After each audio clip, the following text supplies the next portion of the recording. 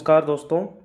तो अंतिम क्लास में हमने देख लिया था बालू का स्तूप मुक्त प्रदेश। देखो, हम पश्चिमी शुष्क रेतीले मैदान को शुष्कता के आधार पर दो भागों में विभाजित किया था हमने। ठीक है, पहला था रेतीला शुष्क मैदान और दूसरा था अर्धशुष्क मैदान या बांगर प्रदेश। ठीक है, तो अंतिम क्लास में हमने बालू का स्तूप युक्त मरुस्थलीय प्रदेश तथा बालू का स्तूप मुक्त प्रदेश, इन दोनों चीज़ों को कवर कर लिया है। ठीक है, आज की क्लास में हम देखने वाले हैं सेकंड पार्ट, अर्धशुष्क मैदान या बांगर प्रदेश। ओके, तो अर्धशुष्क स्टेपी मैदान या बांगर प्रदेश, इसके बारे में थोड़ी चर्चा करते हैं। इसका विस्तार है अरावली पर्वत व पश्चिमी शुष्क प्रदेश के मध्य में 75,000 किलोमीटर स्क्वायर क्षेत्र में ये फैला हुआ है। ठीक है, क्षेत्रफल कितना है? 75,000 किलोमीटर स्क्वायर। और कहाँ से कहाँ तक है ये? अरावली पर्वत व पश्चिमी शुष्क प्रदेश के मध्य में। ठीक है, अवस्थिति देखें इसकी, अरावली श्रृंखला के पश्चिमी भाग में लूनी नदी के जल प्रवाह क्षेत्र में। ठीक है, कहाँ पर है ये? अरावली श्रृंखला का जो पश्चिमी भाग है उसमें लूनी नदी का जो जल प्रवाह क्षेत्र है उसमें इसकी अवस्थिति है। ठीक है, 25 सेमी समवर्षा रेखा जो है, ठीक है, जो हम समवर्षा रेखाओं के बारे में बताऊंगा कौन कौन सी है राजस्थान में। तो 25 सेमी समवर्षा रेखा जो है वो रेतीली मरुभूमि व अर्धशुष्क मैदान में विभाजित है। मतलब ये जो 25 सेमी समवर्षा रेखा है ना, ये रेतीले मरुभूमि और अर्धशुष्क मैदान के बीच में स्थित है। ओके, चलते हैं नेक्स्ट स्लाइड पे। 50 सेमी समवर्षा रेखा पूर्वी सीमा व घग्गर नदी इसकी उत्तरी सीमा बनाती है। ये जो बांगर प्रदेश है इसकी पूर्वी सीमा जो है ना वो तो 50 सेमी समवर्षा रेखा बनाती है। इसके बारे में भी हम पढ़ेंगे कि 50 सेमी समवर्षा रेखा जो अरावली के समांतर चलती है। ठीक है, और इसकी जो उत्तरी सीमा है बांगर प्रदेश की वो घग्गर नदी बनाती है। ओके, बांगर प्रदेश जो है वो एक आंतरिक प्रवाह क्षेत्र है। ठीक है, जलवायु की दृष्टि से शुष्क व अर्धशुष्क जलवायु के बीच का प्रदेश है। ये जो बांगर प्रदेश है वो जलवायु की दृष्टि से शुष्क तथा अर्धशुष्क जलवायु के बीच का प्रदेश है। ओके, अब देखते हैं बांगर प्रदेश जो है उसको 4 भागों में विभाजित किया गया है। ओके, पहला है गोडवार प्रदेश जिसको हम लूनी जवाई बेसिन भी बोलते हैं। ओके, दूसरा है आंतरिक जल प्रवाह या शेखावाटी प्रदेश। ठीक है, तीसरा है नागौर उच्च भूमि और चौथा है घग्गर का मैदान। ओके, तो हम चलते हैं बारी बारी से एक एक को देखते हैं। पहला है गोडवार प्रदेश या फिर लूनी जवाई बेसिन। ओके, इसके बारे में थोड़ी चर्चा करते हैं।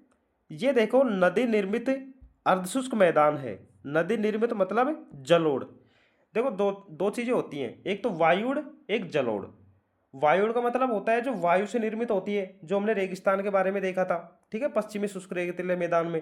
ठीक है, और ये कौन सा है? नदी निर्मित, जिसे हम जलोढ़ बोलेंगे। तो ये नदी निर्मित अर्धशुष्क मैदान है। ठीक है, बांगर प्रदेश का ये जो गोडवार प्रदेश है वो। विस्तार देखते हैं इसका, तो ये है पाली, बालोतरा, दक्षिण पूर्वी बाड़मेर, जालोर, सिरोही, दक्षिण पूर्वी जोधपुर और दक्षिणी नागौर तक इसका विस्तार है। ओके, लूनी व इसकी सहायक नदियां द्वारा अपवाहित क्षेत्र है ये।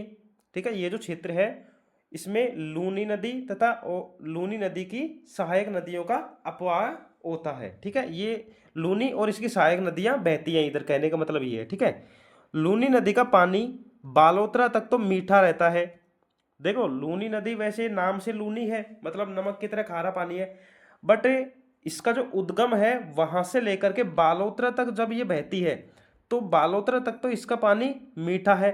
उसके बाद नमक युक्त चट्टानों तथा मरुस्थलीय प्रदेश में बहने के कारण या फिर अपवाह तंत्र के कारण ये खारा हो जाता है।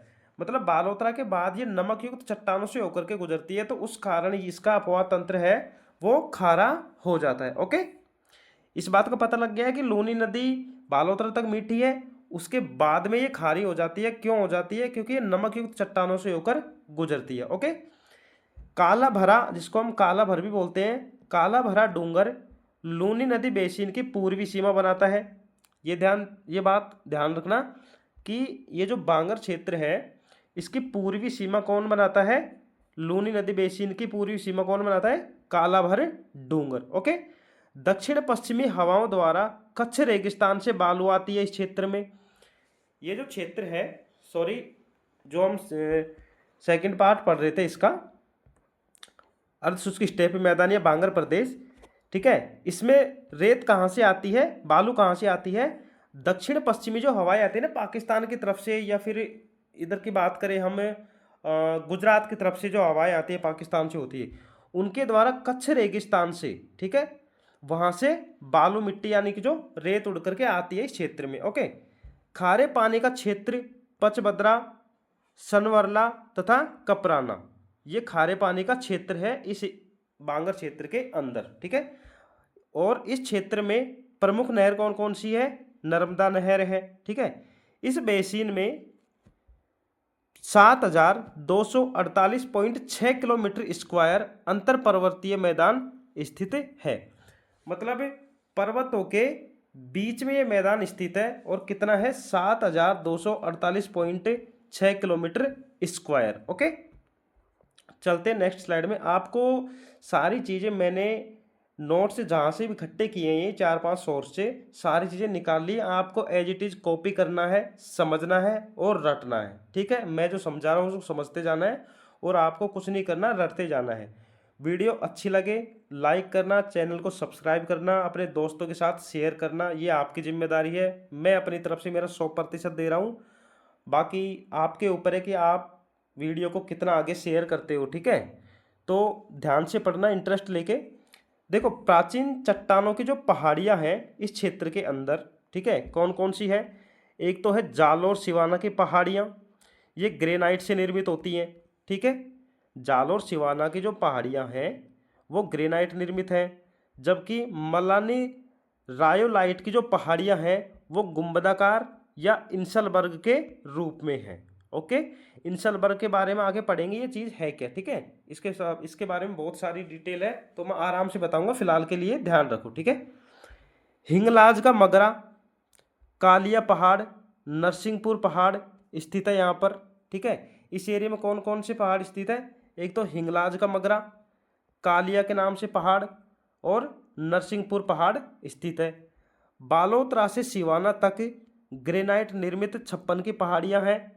नागोड़ा पर्वत है, कहाँ पर? बालोतरा में, ठीक है।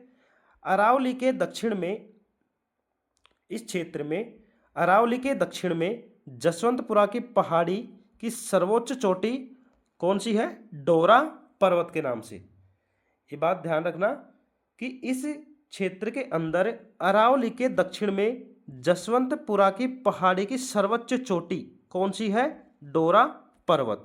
ओके, ये बात समझ में आ गई। इस पॉइंट को स्टार लगा लेना क्योंकि इस तरह के ही स्टेटमेंट आते हैं एग्जाम के अंदर, ठीक है। पुरातात्विक धरोहर देखें इस क्षेत्र के अंदर, ये जो बांगर क्षेत्र है इसके अंदर पुरातात्विक धरोहर देखें तो देखो, हिंगलाज माता की पहाड़ी व कोटरा की पहाड़ी पर प्राचीन शैल चित्र तथा करणी माता मंदिर और हिंगलाज माता मंदिर यहाँ की दुर्लभ धरोहर है। देखो कौन कौन सी, एक तो हिंगलाज माता की पहाड़ी नंबर 1, दूसरी है कोटरा की पहाड़ी नंबर 2, ठीक है।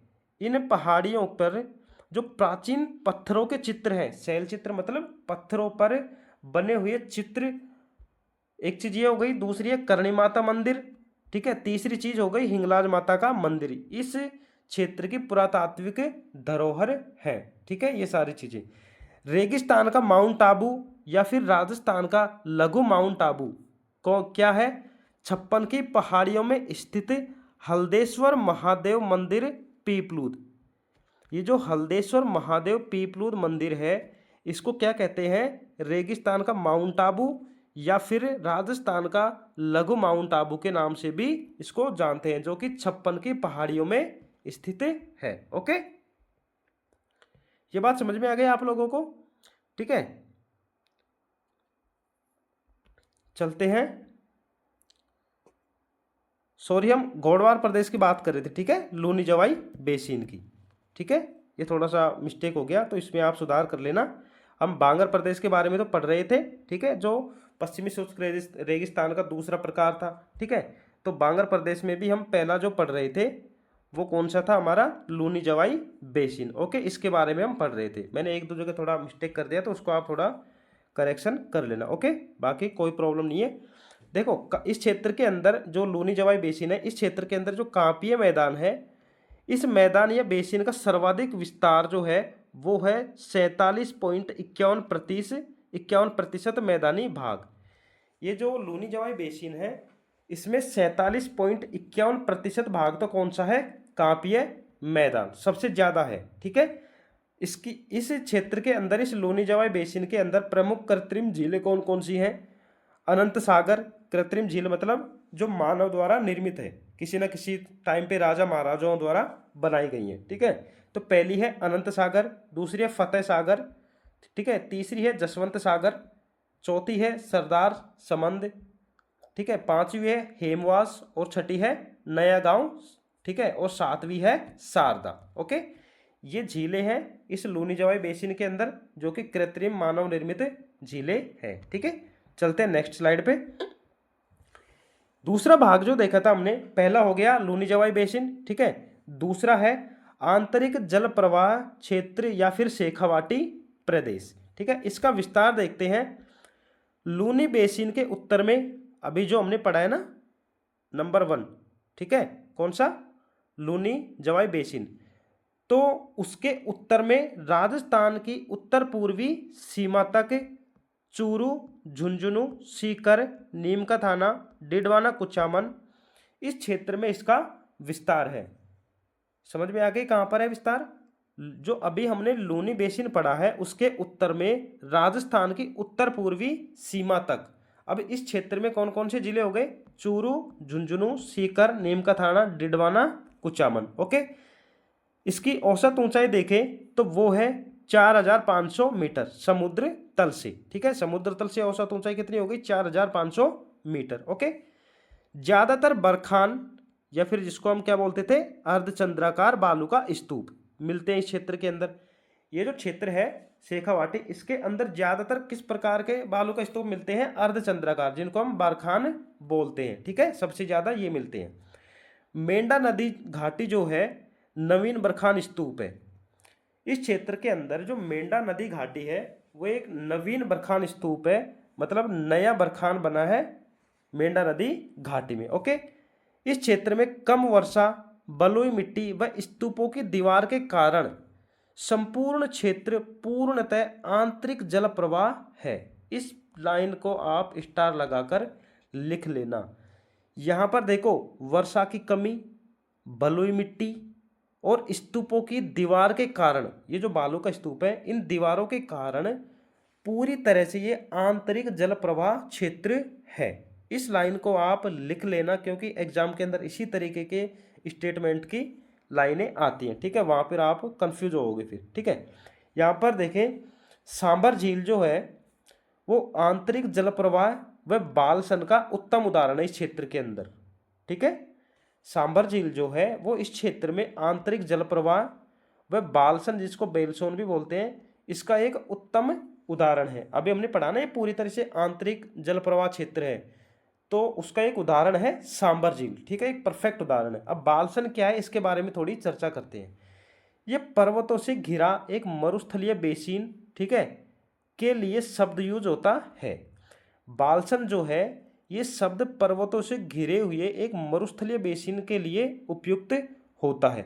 स्पेनिश भाषा के अंदर इसका अर्थ है पर्वतों से घिरा आंतरिक जल प्रवाह क्षेत्र, मतलब वो क्षेत्र जो पर्वतों से घिरा हुआ है और आंतरिक जल प्रवाह है, ठीक है, बाह्य जल प्रवाह नहीं है, ठीक है।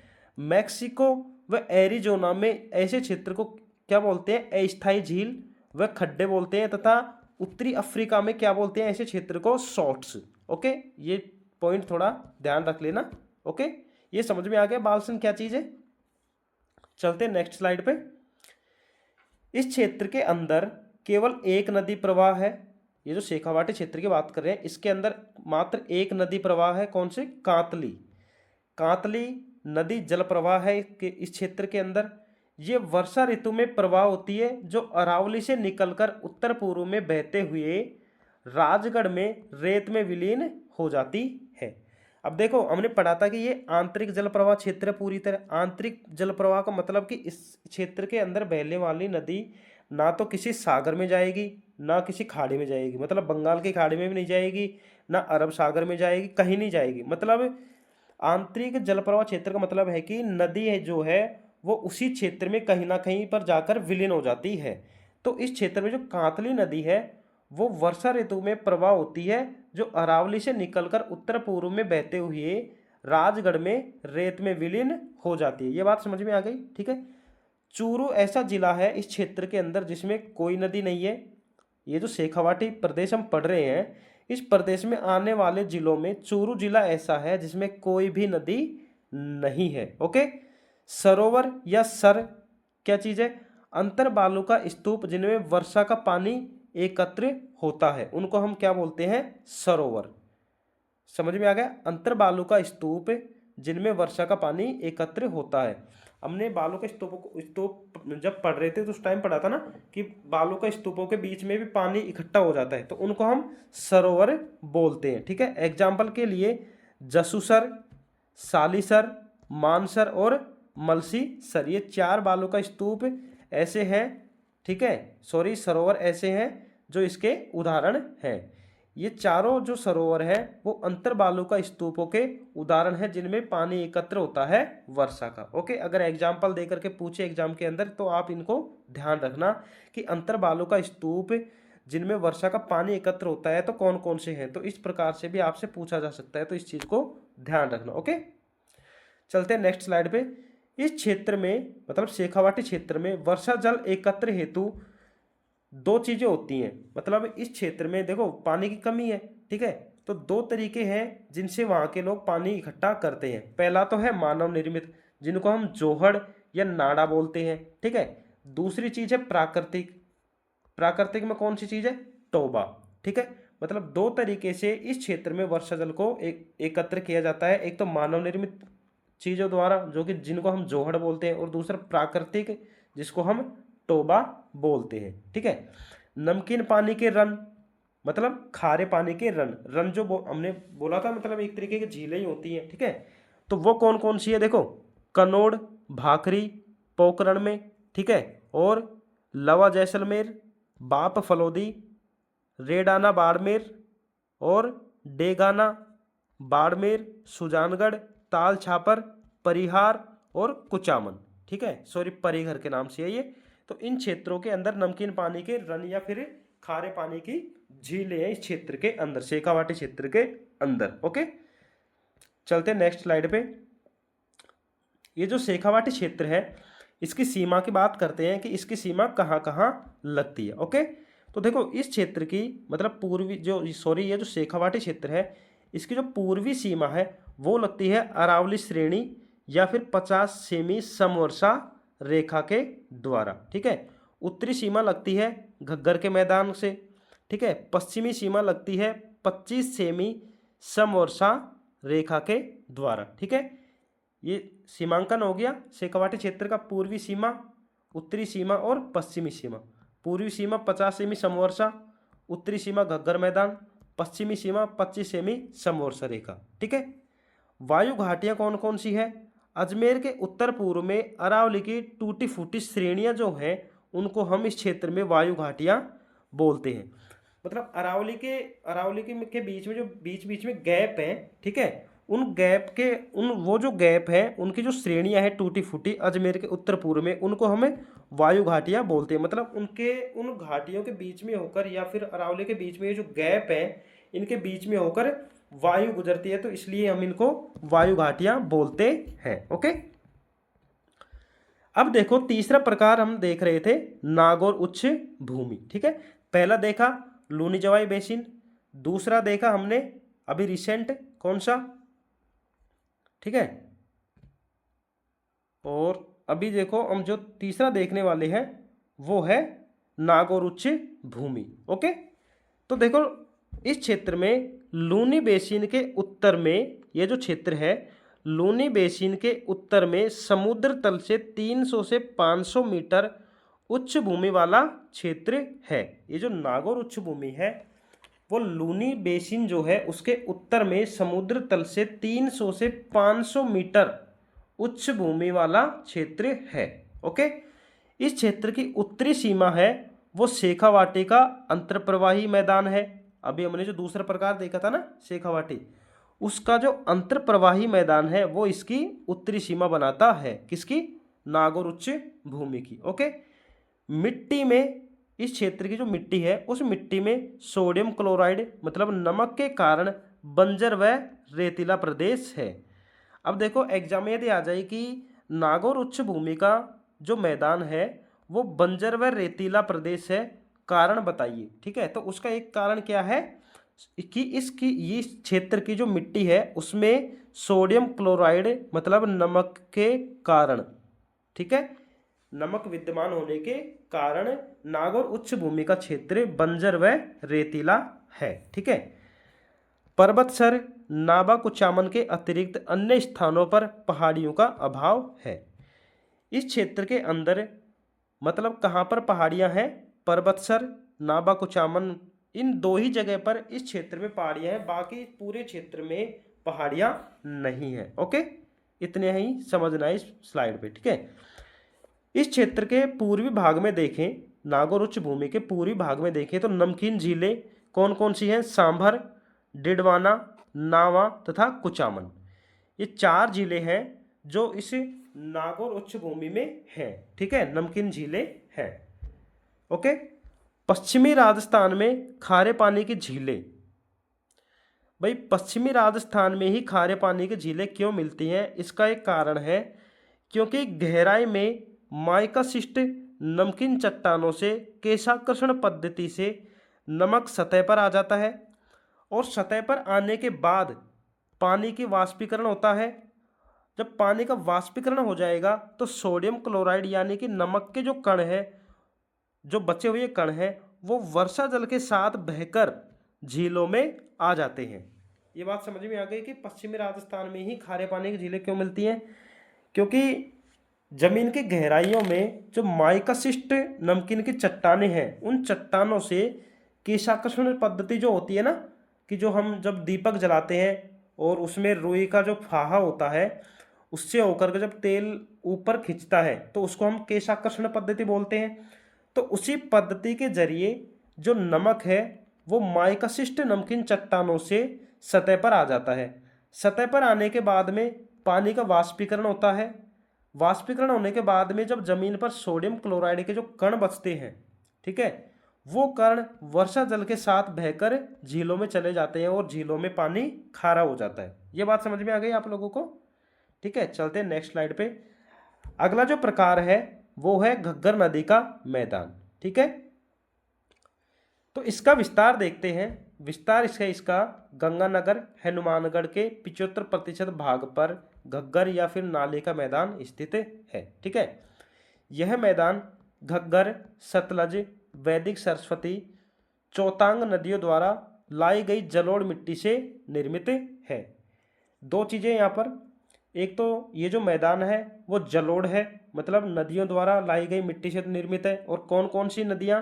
घग्गर, सतलज, वैदिक सरस्वती और चौतांग नदियों के द्वारा जो लाई गई मिट्टी है उससे निर्मित है। और गंगानगर तथा हनुमानगढ़ के 75% भाग पर स्थित है। ठीक है, इस क्षेत्र में जो घग्गर नदी है इसको हम मृत नदी भी बोलते हैं। क्यों बोलते हैं? क्योंकि वर्षा के दिनों में हनुमानगढ़ में ये हमेशा बाढ़ लाती है। ठीक है, हनुमानगढ़ के पास इसके तल को नाली कहा जाता है जिसका विस्तार हनुमानगढ़, सूरतगढ़, अनूपगढ़ तथा पाकिस्तान तक है। ओके, इस नदी की एक शाखा जिसको हम दृश्यद्वती बोलते हैं कि शुष्क घाटी नौहर भादरा में मिट्टी, इस क्षेत्र की जो मिट्टी है वो है भूरी, जलोढ़ व उपजाऊ। ठीक है, इसकी जो एक शाखा है वो दृश्यद्वती है। दृश्यद्वती की शुष्क घाटी नौहर भादरा में है। ओके, ये बात समझ में आ गई। और यहाँ की जो मिट्टी है वो भूरी, जलोढ़ व उपजाऊ है।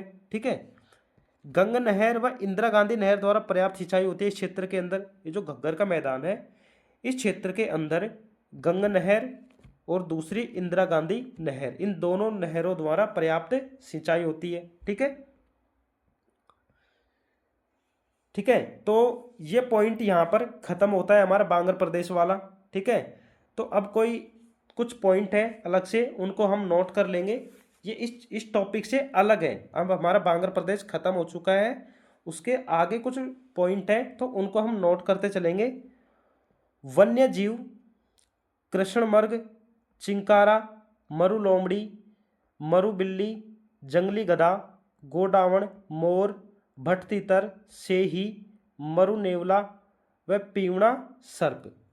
मतलब हम जो ये पश्चिमी मरुस्थलीय प्रदेश पढ़ रहे थे ना, उसके बारे में अब ये पॉइंट है, तो इनको अलग से नोट कर लेना आप। ठीक है, तो ये जो पश्चिमी शुष्क रेतीला मैदान है उसके अंदर जो वन्य जीव हैं वो कौन कौन से हैं? कृष्णमृग, चिंकारा, मरु लोमड़ी, मरु बिल्ली, ठीक है, जंगली गधा, गोडावण, मोर, भटतीतर, सेही, मरु नेवला, पीवड़ा सर्प। एक सांप का नाम है पीवड़ा। ठीक है, और पश्चिमी मरुस्थलीय प्रदेश के अंदर प्राकृतिक वनस्पति मतलब पौधे कौन कौन से होते हैं?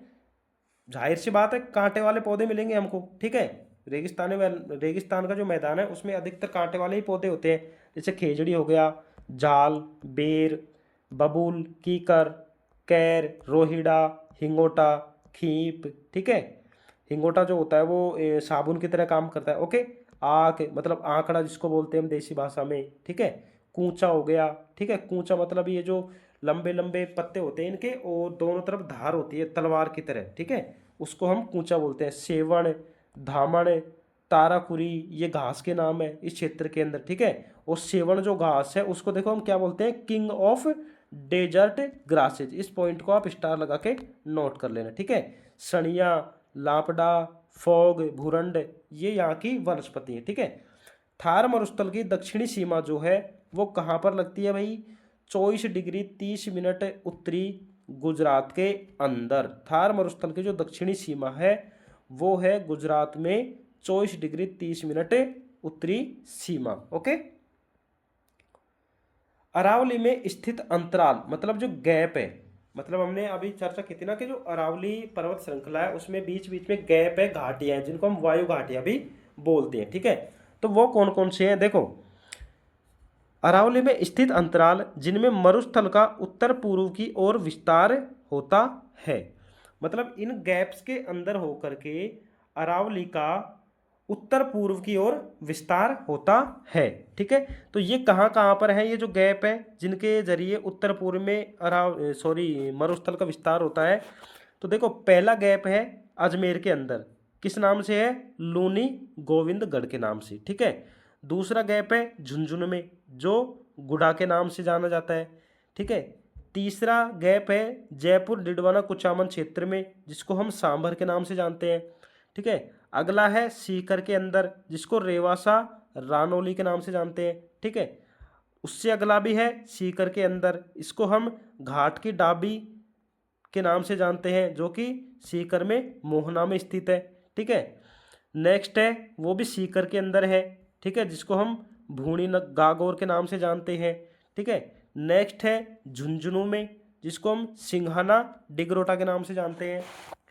अगला है सीकर डिडवाना कुचामन में जिसको हम घाटवा रूपगढ़ के नाम से जानते हैं। ओके, उससे अगला है डिडवाना कुचामन में जिसको हम मोरेड के नाम से जानते हैं, और उससे अगला है डिडवाना कुचामन में जिसको हम अजवा के नाम से जानते हैं। मतलब ये वो सारे गैप है, अंतराल है जिनसे होकर इस मरुस्थल का उत्तर पूर्व की ओर विस्तार होता है। ठीक है, अरावली के अंदर जो गैप है मतलब टूटी फूटी दरारें हैं, मतलब बहुत लंबे अंतराल में, जिनको हम गैप बोलते हैं इंग्लिश के अंदर। तो ये वो क्षेत्र हैं जिनसे मरुस्थल का विस्तार हो रहा है उत्तर पूर्व की तरफ। ठीक है, तो इनको आप नंबरिंग से लिख लेना सबको। ठीक है, चलते हैं नेक्स्ट स्लाइड पे। देखो, खेजड़ी के बारे में देखते हैं जिसको थार मरुस्थल का कल्प वृक्ष भी कहते हैं। ठीक है, तो ये जो है सर्वाधिक उत्तर पूर्वी राजस्थान व शेखावाटी भूभाग पर स्थित है। खेजड़ी जो वृक्ष है जिसको हम राजस्थान का हमारा राष्ट्रीय वृक्ष राज्य वृक्ष भी है, कल्प वृक्ष के नाम से इसको जानते हैं, तो ये उत्तर पूर्वी राजस्थान व शेखावाटी भूभाग पर सर्वाधिक है। और कल्पवृक्ष का मतलब क्या है, मतलब इसको कल्पवृक्ष कहते क्यों हैं, इसकी बहु उपयोगिता के कारण। मतलब बहु उपयोगिता हो गई, बहुत सारे एक ही खेजड़ी के पेड़ से जैसे फर्नीचर में काम आ गया, इस तरीके से बहुत अलग अलग तरीके से इसका उपयोग किया जाता है। ठीक है, इस कारण इसको हम कल्पवृक्ष भी कहते हैं। ओके, इसका वैज्ञानिक नाम क्या है खेजड़ी का? Prosopis cineraria. ठीक है, थोड़ा बोला नहीं जा रहा। ठीक है, आप इसको लिख लेना जैसे कि जैसे प्रोसोपिस सिनेरेरिया, इस तरीके से आप लिख लेना इसको। ठीक है, ये इसका वैज्ञानिक नाम हो गया। संस्कृत भाषा में इसका नाम क्या है? रामी। व शेखावाटी बोली में क्या नाम है इसका? जाटी। ठीक है, संस्कृत में खेजड़ी का नाम क्या है? रामी। और शेखावाटी भाषा के अंदर क्या हो गया? जाटी। ओके, इसकी जो हरी पत्तियां हैं उनको हम लूम कहते हैं, और बहुत जगह लूंकड़ा भी कहते हैं। जबकि इसके जो हरे फल जो होते हैं उनको हम सांगरी कहते हैं। ओके, ये बात समझ में आ गई? ठीक है, और इसके जो सूखे फल होते हैं, मतलब वो जो सांगरी है वो जब हरी रहती है तब तो उनको हम सांगरी बोलते हैं, जब तक इसके फल जो हरे हैं तब तक तो इनको सांगरी बोलेंगे। और जब वो सूख जाते हैं तो सूखने के बाद में उसको हम खोका बोलते हैं। और ये जो खोका है वो जो पंचकूट की जो 5 सब्जियां हैं, ठीक है, पंचकूट में जो 5 सब्जियां हैं उनमें से ये एक है। कौन सी? जो खेजड़ी का सूखा फल है जिसको हम खोका बोलते हैं। सूखे फल को खोका बोलेंगे और हरे फल को सांगरे बोलेंगे। ठीक है, इसके नीचे मतलब खेजड़ी के नीचे आपको गोगाजी का स्थान मिलेगा। और इसके नाम से एक उक्ति भी बहुत फेमस है, वो क्या है? गांव गांव में खेजड़ी और गांव गांव में गोगो। ये एक उक्ति है जो इसके नाम से फेमस है कि गोगाजी महाराज जो है वो हमेशा खेजड़ी के वृक्ष के नीचे ही इसका स्थापित मिलेगा हमको। ठीक है, खेजड़ी के नाम से जो वृक्ष मेला लगता है वो प्रतिवर्ष भाद्रपद शुक्ल दशमी को खेजड़ली गांव में लगता है। खेजड़ली गांव कहाँ है? मारवाड़ जोधपुर के अंदर। इस गांव में हर वर्ष वृक्ष मेले के नाम से मेला लगता है। और कब लगता है? भाद्रपद शुक्ल दशमी को। ओके, विजयदशमी के अवसर पर जयपुर में इसकी पूजा होती है। ठीक है, विजयदशमी जब होती है तो उस अवसर पे जयपुर में इस खेजड़ी वृक्ष की पूजा होती है। ठीक है, वृक्ष मेला जो है प्रतिवर्ष, अच्छा ये चीजें हमने कवर कर ली थी।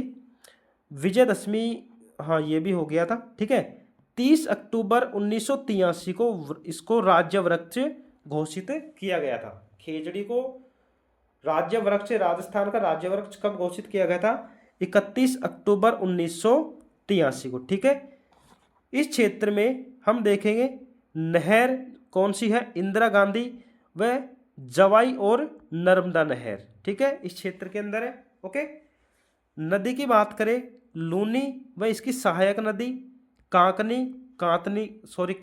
ये 3 नदियां बहती हैं इस क्षेत्र के अंदर। फसल कौन कौन सी है? फसल कौन कौन सी है भाई इस पश्चिमी शुष्क रेतीले मैदान के अंदर? बाजरा, मोठ, ज्वार, तिल, मूंग, चना, गेहूं, सरसों और रसदार फसलें इस क्षेत्र के अंदर ये पाई जाती हैं, ये फसलें। ओके, तो इस प्रकार हमारा आज का क्लास खत्म हुआ। ठीक है, अगली क्लास को भी हम इसी तरीके से विस्तार से कवर करेंगे। तो वीडियो को लाइक करना, चैनल को सब्सक्राइब करना, ठीक है, और दोस्तों के साथ शेयर करना। ठीक है, तो मेरी तरफ से मैं पूरा एफर्ट लगा रहा हूँ। उम्मीद करता हूँ आपको क्लासें पसंद आ रही होंगी। तो वीडियो को ज़्यादा से ज़्यादा शेयर, चैनल को सब्सक्राइब और वीडियो को लाइक करें। ठीक है, तो आज के लिए इतना ही, मिलते हैं कल अगली क्लास में। थैंक्स।